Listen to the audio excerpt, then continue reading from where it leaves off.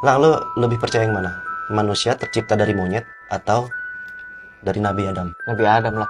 Gue punya satu pertanyaan buat lo sama buat penonton. Apa itu? Jika memang kalau misalkan kita tercipta dari Nabi Adam, keturunan Nabi Adam, bukan keturunan monyet, kenapa bahasa kita bukan bahasa Arab? Sedangkan kalau teori monyet, tercipta dari monyet, monyet berevolusi menjadi manusia. Pada saat adanya para monyet di muka bumi ini, di berbagai tempat yang berbeda, si monyet itu berevolusi. Di berbagai tempat yang berbeda, si monyet itu menemukan bahasa-bahasanya sendiri. Ada yang bahasa Sunda, bahasa Jawa, bahasa Batak, bahasa Padang, misalkan. Nah, mereka belajar bahasa dengan daerah-daerahnya sendiri tuh, si monyet itu. Terjadilah berbeda-beda bahasa sampai sekarang. Ada yang bahasa Inggris, Amerika, Indonesia, dan lain-lain. Tapi kalau misalkan, logikanya kalau misalkan kita tercipta dari Nabi Adam, keturunan Nabi Adam, otomatis kita pakai bahasa Arab semua. Contoh satu, lu punya anak sekarang.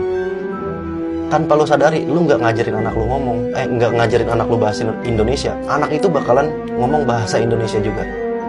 Karena ngikutin lingkungan dia. Kalau lu di Jawa, lu punya anak di Jawa, anak itu pasti pakai bahasa Jawa. Pasti. Itu tanpa kita sadari, tanpa kita ajarin, dia bakalan ngikutin kita.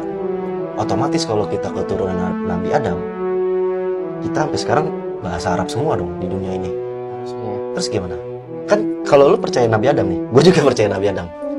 Cuma kira-kira buat para penonton, kalau ada yang tahu jawabannya, coba bantu gue buat pecahin masalah ini. Lu pernah mikirin time travel gak sih? Time travel. Kayaknya di film-film doang deh. Di film-film ya? Iya. Jadi kan sampai sekarang banyak ilmuwan nih yang masih mencari tahu tentang time travel ya kan? Caranya gimana? Kalau menurut gue pribadi ya, time travel itu ada. Buktinya mana? Ada, tapi manusia nggak akan bisa sanggup buat mencapai itu. Menurut gue pribadi nih, time travel itu ada dengan cara lo harus bisa masuk ke alam gaib. Lo pernah denger gak kalau misalkan di alam barzah? Lo tau alam barzah gak? Oh. Apa tuh? Setelah kita mati nanti ada di alam barzah. Alam barzah itu alam kubur. Alam kubur itu alam gaib. Lo tau gak?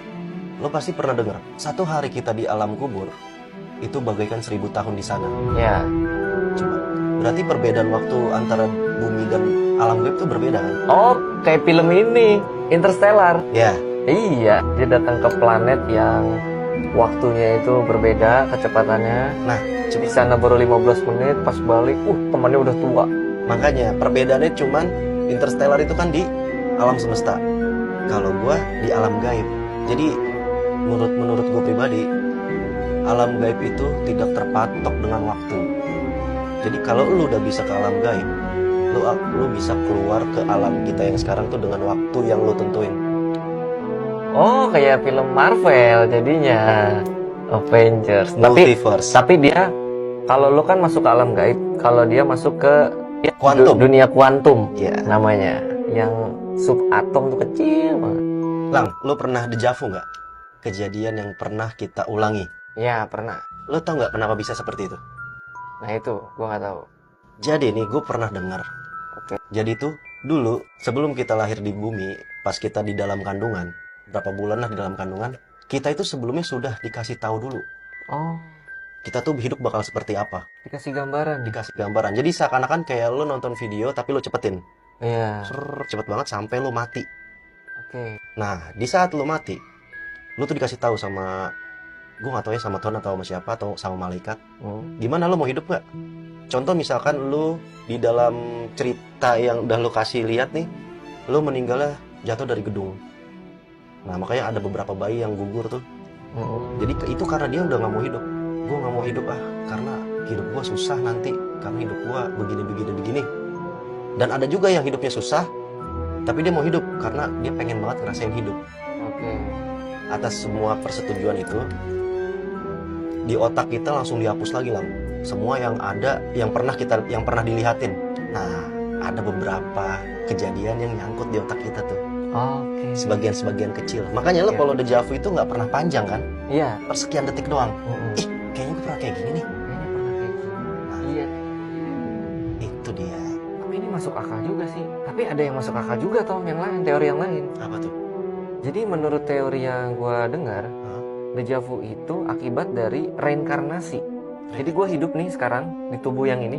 Dulunya itu gue pernah hidup di tubuh orang lain dengan jiwa yang sama. Gue mengalami kedatang ke suatu tempat atau kejadian yang sama persis gitu. Oh. Nah makanya disebut deja vu kayak gitu. Kalau versi teori yang lain ya. Oh, mungkin itu dari kepercayaan masing-masing kali ya. Iya dong. Jadi ada yang percaya deja vu itu seperti dari apa nih namanya, reinkarnasi kita.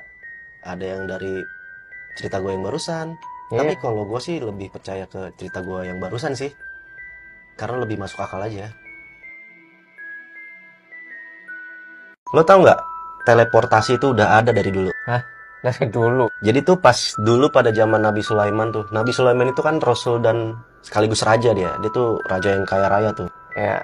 Jadi beliau mendapatkan kabar dari burung hudhud kalau nggak salah, bahwa ada ratu dari negeri Saba yang masih menyembah matahari. Nah, dia itu mempunyai singgasana yang sangat agung tuh. Gede pokoknya ya. Nah, Nabi Sulaiman itu memerintahkan untuk memindahkan singgasananya tuh sebelum rombongan ratu itu tiba. Nah, jarak pemindahannya itu 2000 km Buset. dari Yaman ke Yerusalem. Jauh. Nah, di surat An-Naml itu berkata, "Hai pembesar-pembesar, siapakah di antara kamu sekalian yang sanggup membawa singgasana kepadaku sebelum mereka datang kepadaku sebagai orang-orang yang berserah diri?" Namun Ifrit berkata, dari golongan jin nih, Ifrit, "Aku akan datang kepadamu dengan membawa singgasana itu kepadamu sebelum kamu berdiri dari tempat dudukmu. Sesungguhnya aku benar-benar kuat untuk membawanya lagi dapat dipercaya.